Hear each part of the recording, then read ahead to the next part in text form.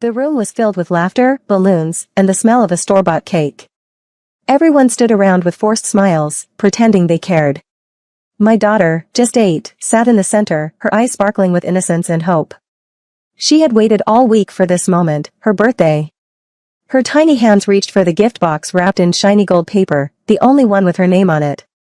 Everyone watched as she slowly untied the ribbon and lifted the lid. It was empty. There was a long, agonizing pause. Her smile froze in confusion. She blinked twice, looking back inside as if maybe something had fallen out. Nothing. Just a hollow box. Then came the laughter.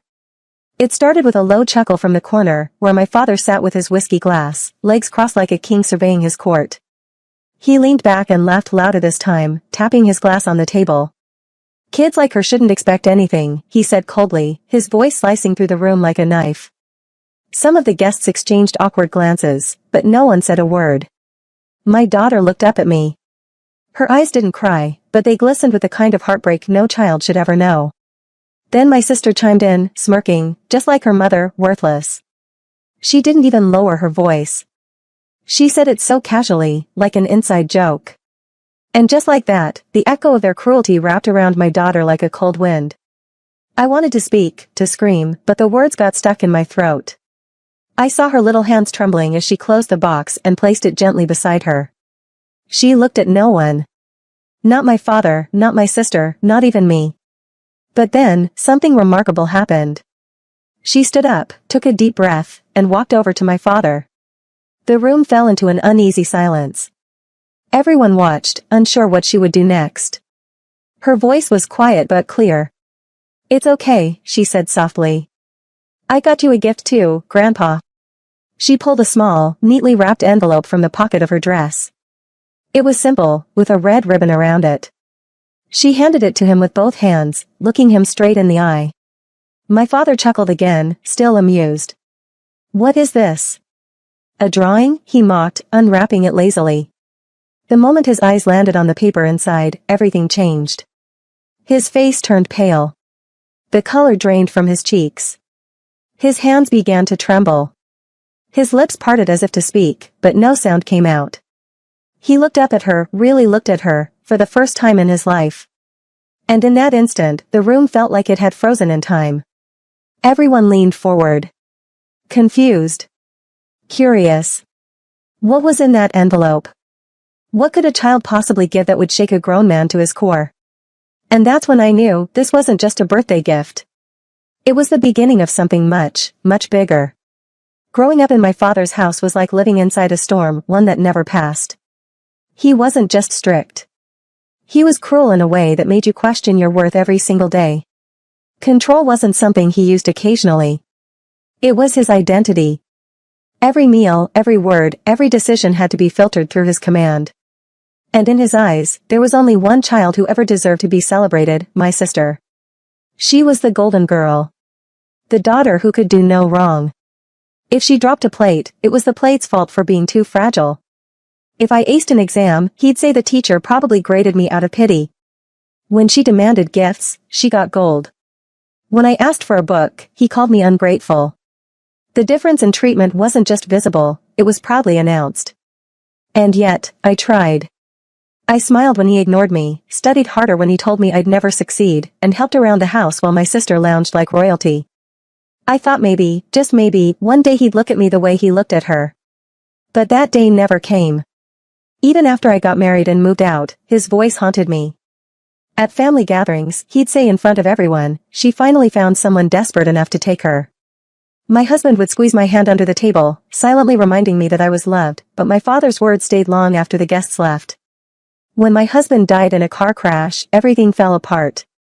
I had nowhere to go. No support system. Just a widow with a 6-year-old daughter and a lifetime of emotional scars. I had to return to the one place I never wanted to go back to, my father's house. But this time, I didn't come alone. He let us in, but not with warmth, more like someone allowing a stray dog inside during a storm. From that day, I wasn't a daughter anymore. I was a servant. I cooked, cleaned, ran errands, and took orders. And my daughter watched it all. Watched me being scolded like a child. Watched my sister float through life with makeup, manicures, and meaningless praise. She had her own room, designer bags, breakfast in bed. We slept in the attic with a leaky roof and a thin mattress on the floor. But my daughter never complained. She just watched. She saw it all. Absorbed every insult. Every eye roll. Every time her mother was told she was nothing. And somewhere deep inside her, something stronger than pain began to grow. Every morning began the same way. My daughter and I would wake up before anyone else, our room still cold from the night before, and head down quietly so we wouldn't disturb the real family. I'd prepare breakfast for everyone, toast perfectly browned, eggs just the way my sister liked, and warm milk for her children served in cartoon mugs. My daughter? She got what was left, sometimes just crumbs, sometimes nothing. She never asked. She'd just nod when I told her to be patient. My father never acknowledged her presence. He would walk right past her as if she were invisible. No good morning, no eye contact, not even a glance. But if my sister's kid so much as sneezed, he'd rush over with tissues and a smile. They had everything, tablets, toys, new clothes every week. My daughter had outgrown shoes and faded uniforms. When her school requested a new project kit, I overheard my father laughing, "Why waste money on someone who won't become anything?" My sister made sure to remind us where we stood. "She can clean up the playroom," she'd say after her kids left behind a mess of snack wrappers and crayons. "It'll build character." And my daughter, without hesitation, would clean up quietly while the others played video games. Her school awards? Laughed at. "Oh, top of her class?" my father scoffed once. "That school must be pathetic if she's their best." Her handwriting certificate was torn up accidentally. Her drawing for the family fridge got replaced with my sister's son's scribble. Even the clothes she wore became jokes. "She looks like a little orphan," my sister whispered loud enough for everyone to hear. But then again, look at her mother. I wanted to speak. To defend her. To fight. But years of being shut down had trained me to stay silent. Every time I tried, I was reminded that we were only here out of pity. I was scared of being thrown out, of my daughter sleeping on the streets, of having nothing. But my daughter? She didn't cry. Not once. She'd come home from school, quietly do her chores, eat what was left, and then go up to our attic room. There, under the dim yellow light, she would pull out a small, leather-bound diary from under her pillow and start writing. Every single night. Words spilled from her pen like they were healing her. I once asked her what she was writing. She looked up and smiled faintly. "Just thoughts," she whispered. But I didn't know then. I didn't know those words were more than just thoughts. They were a plan. The day had finally arrived, my daughter's birthday. She had turned 11. 11 years of quiet resilience, of swallowing pain and offering smiles in return. I wanted this day to be different. Even if just for a few hours. So for weeks, I'd saved every coin, skipped meals, and even sold an old bracelet just to buy her a simple gift, nothing grand, just a small music box she had once admired in a shop window. I wrapped it carefully in colorful paper with a purple ribbon, her favorite color, and tucked a tiny note inside, "To my brightest light, keep shining." But I should have known better. My sister announced she was throwing a family gathering for the occasion. I was surprised but cautiously hopeful. Maybe, just maybe, they were turning a new leaf. I helped decorate the living room, laid out snacks, baked the cake myself, and dressed my daughter in the best outfit we had, an old frock I'd carefully washed and ironed to make it look new. Her eyes sparkled with quiet joy. She whispered, "Thank you, Mama," and hugged me like she hadn't done in months. The party began. Laughter, clinking glasses, fake smiles. My sister's kids tore through the snacks like wild animals while my daughter sat quietly, waiting for her turn. Then came the gift-giving moment. Everyone gathered around as I handed my daughter the little box with trembling hands. She looked up at me, her eyes shining, and slowly untied the ribbon. She lifted the lid, only to find it completely empty. Confused silence. Then I saw it. The smirk on my father's face. He turned to the room and said loudly, "Kids like her shouldn't expect anything. She's lucky she even has a roof over her head." My heart dropped. My sister leaned in, laughing, just like her mother, worthless. A few guests gave awkward chuckles. Others looked away. I stood frozen, every cell in my body burning with humiliation. My daughter stared at the empty box, her lips pressed together. Her small hands trembled as she closed the lid and set it aside. For a second, I thought she'd cry. But she didn't. Instead, she stood up, brushed her dress smooth, and walked over to my father with grace that didn't belong to someone so young. "It's okay," she said softly. "I got you something too, Grandpa." The room fell silent. Even my sister's kids paused mid-chew. My daughter reached into her pocket and pulled out a small white envelope. With steady hands, she held it out to my father. "Happy birthday to me," she said with a smile that was too calm. Too sure. My father took it, confused. "What is this?" She didn't answer. She just stood there, looking up at him, her eyes still damp but filled with something I couldn't recognize. Power. He slowly opened the envelope. And as he pulled out the paper inside, I saw it. The color drained from his face. His hands began to shake. Something inside that envelope had shattered everything he thought he controlled. The envelope felt light in his hands, but the moment my father pulled out the contents, the air in the room shifted. His fingers trembled as he unfolded the first page, a legal document, stamped, signed, and very real. His eyes darted over the words, and within seconds, all the arrogance drained from his face. The confident, cruel man who had mocked a child moments ago now stood pale, as if he had seen a ghost. Silence fell over the room like a curtain. What is this?" he muttered, his voice barely above a whisper. Everyone leaned in. The second paper slipped from the envelope, an old photograph. A younger version of my father stood next to a government official, shaking hands, smiling too wide. But what caught everyone's attention wasn't the handshake, it was the land registry form in the background, caught in the frame, showing a name no one recognized at the time. Then came the third item, a letter, written in my daughter's neat handwriting. "Dear Grandpa, I know you never wanted me to have anything. But I wanted you to have the truth. This land you boast about, the one you threaten everyone over, it's not actually in your name. Years ago, you registered it under a fake name to hide your tax fraud. That name? You used the initials AS to cover your tracks. That's me. Ania Shah. Which means the land is mine now." Gasps. My sister dropped her glass. It shattered on the floor, but no one noticed. Her mouth opened, then shut, like she wanted to scream but couldn't find the words. My father's knees buckled slightly. He reached for the table to steady himself. "She's bluffing," he barked, his voice cracking. "This is fake." But one of the guests, a lawyer and an old friend of the family, stepped forward and picked up the document. He examined it closely. "It's legit," he said quietly. "Every signature, every seal, it checks out. This land is legally under her name." My father looked like he might faint. The same child he had mocked, humiliated, and disregarded had now just pulled the ground out from beneath his feet, literally. That land wasn't just property. It was his pride. His legacy. His empire. And now, it legally belonged to an 11-year-old girl he called worthless. My daughter didn't gloat. She didn't smile. She just looked up at him and softly said, "You always said I don't deserve anything. I just wanted to prove you wrong." That single line sliced deeper than any insult ever could. And that was only the beginning.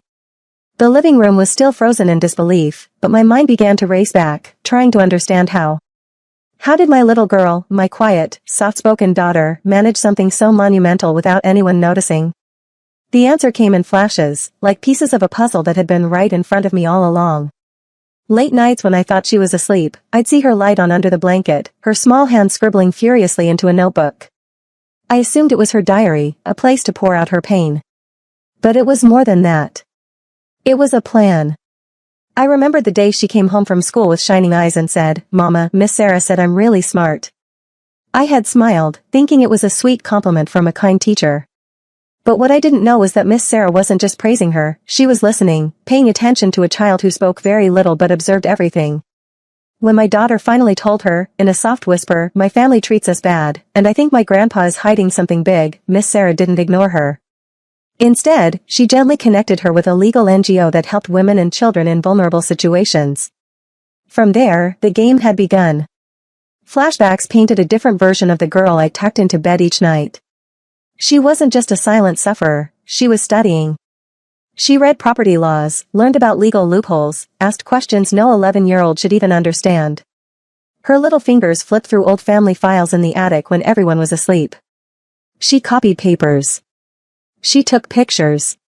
She found the land registry tucked away in an old wooden box and realized her grandfather had used a fake name, never imagining that name could someday belong to her. I saw flashes of her quietly stepping into government offices, dressed in her neat school uniform, holding a folder almost as big as her chest. She smiled politely, introduced herself, asked for documents with rehearsed confidence. They helped her, thinking maybe she was running an assignment. No one suspected a child could be orchestrating something so bold. Every step she took was with grace, not vengeance. She didn't spit poison like the adults around her. She studied them, outsmarted them, and when the time came, she let the truth speak louder than any insult. And the most heartbreaking part? She did it all without ever telling me. Not because she didn't trust me, but because she didn't want me to carry the weight. She wanted to be my strength. This wasn't just revenge. It was justice, planned by a child who refused to be a victim. My daughter stood there, her shoulders back, her chin slightly raised, not in arrogance, but with calm authority. The room was suffocating with silence. My father's hands trembled, still holding the damning documents. He opened his mouth to speak, but no words came out. Before he could recover, my daughter, with the same softness she always carried, stepped forward. "Grandpa," she said gently, "I'm not here to kick you out. You can continue living there, but only if you start treating people better." Her words struck harder than a scream ever could. My father blinked, confusion etched across his face, trying to process what just happened. He looked around the room, searching for control, for power, for anything, but it was gone. The empire he once ruled wasn't his anymore, and the child he dismissed as nothing had taken the throne, not with anger, but with grace. The envelope still rested in his lap, filled with the truth. Land registry papers. Title documents.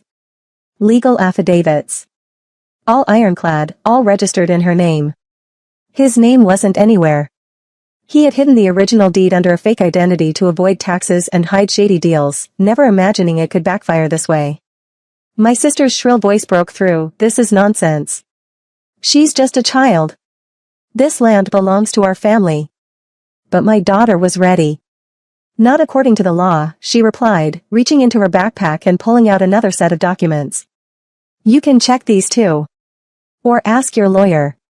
My sister snatched the papers, her eyes darting across the pages. Her face turned white. Just then, my father tried his last lifeline. He pulled out his phone, dialed his lawyer, and put the call on speaker. "Tell them this isn't legal." A pause. Then the lawyer's voice echoed through the room, "I've reviewed everything. The documents are valid. The land is no longer yours. I warned you years ago about this." Silence again. My daughter didn't gloat. She didn't laugh or mock them the way they mocked her. She simply turned, took my hand, and stood beside me. The power shift wasn't loud, it was calm, dignified, and undeniable. The little girl they once called worthless was now the one holding the keys. We moved out of that toxic house, leaving behind the shadows of the past. My daughter's land had become our new foundation, literally. With the wealth from the land she now owned, we found a modest but beautiful place to call our own. For the first time in years, I felt the freedom to breathe, to build something positive, to start over. I returned to work, my daughter beside me every step of the way. She helped with the small things, making calls, managing paperwork, organizing my schedule. It was clear that the strength she showed during that battle wasn't a fluke, it was her nature. Her confidence, once buried under the weight of her family's cruelty, now flourished. Every day, I saw her become more and more of the person I knew she was meant to be. She excelled in school. Her grades soared, but it wasn't just the academic success that caught everyone's attention, it was her spirit. She no longer walked with her head down. Her eyes sparkled with ambition, and every step she took was filled with purpose. Meanwhile, my father's house stood unchanged, but the man who once commanded it had become a shadow of himself. He moved through his grand home, haunted by the very words he had once used to belittle his granddaughter.